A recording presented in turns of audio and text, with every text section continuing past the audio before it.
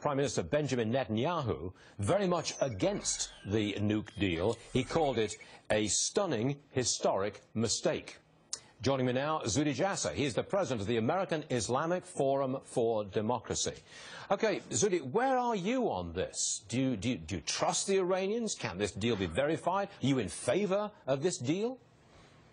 Well, all I need to do to figure out where I am, Stuart, is I looked at the Iranian homepage for their state-sponsored media, presstv.com, this morning, and Rouhani is cheering that he defeated, that soon we'll see the defeat of the Israeli regime. He said all four expectations for their talks have been met, and there was a victory for Iran. This is on their messaging to their people. They're saying that the UN nuclear portfolio will come to an end. This is what Rouhani said. Rouhani is saying that they will now be able to get billions to use for their people, which is propaganda for billions to use to fuel the genocide in Syria, to fuel terrorism through Hezbollah, and to threaten our interests. So no, today America hangs its head in shame, and unfortunately I think history will show that. And by the way, he also said the Islamic Revolution continues today. Dr. Jasser, I'm going to hold you for one moment. Donald Trump, we've got eyes on him. He's talking about Iran right now. Listen in, please.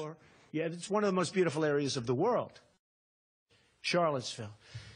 I tell the story only because the United States, this country, our great country that we love, that won't be great much longer if we keep going the way we're going. We owe $18 trillion.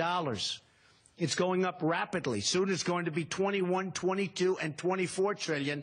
And when you hit $24 trillion, that's like the point of no return. That's Greece on steroids. That's what it is.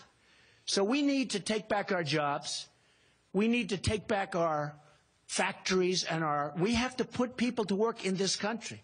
It doesn't help us if Ford spends $2.5 billion to build a plant in Mexico. It doesn't help us if Apple makes most of their stuff in China. It doesn't help us much. In fact, some could say it doesn't help us at all. We're losing our jobs. We're losing our money. And then in many cases, all of the money they made, like in the case of Japan and China, they loan it back to us. Here's Japan sends millions of cars, and we owe them $1.4 trillion. Think of it. We do all that business.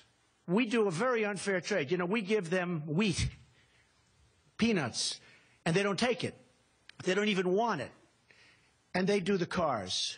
The difference is, and the imbalance is so incredible. So we need people that know what they're doing, and we can make this country better than ever. We can truly make this country great again. It's really an honor that you were here. This is all about what we've done here. It's such an incredible piece of property. I'm so proud of my son, my family, and everybody. And Kerry, where is everybody? All of my staff, just raise your hands, because they have been. Where is... We do apologize. I wanted to switch right to Donald Trump as he mentioned Iran. I just missed him, and he went on to talk about his winery. Sorry about that. Dr. Zuhdi is still with us. And Zuhdi, you were saying earlier, you don't trust Iran because you were watching what they were saying to their own people after this deal was announced. And they're saying they're going right after Israel. This is a great victory for Iran. So I take it then, you are opposed to this deal. It's a bad deal through and through, is it?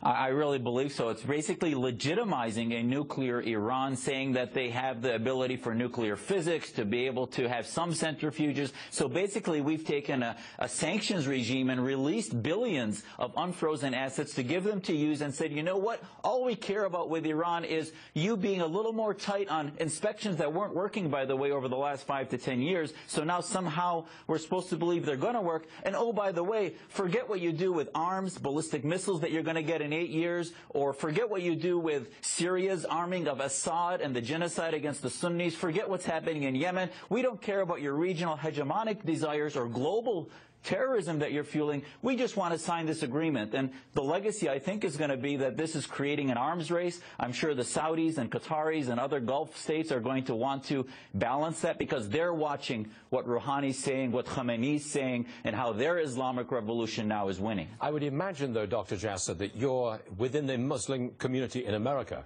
You're in a very small minority in opposing this deal. I would think, I don't know, but I would think that the vast majority of Muslims in America would be very much for this deal. Am I correct?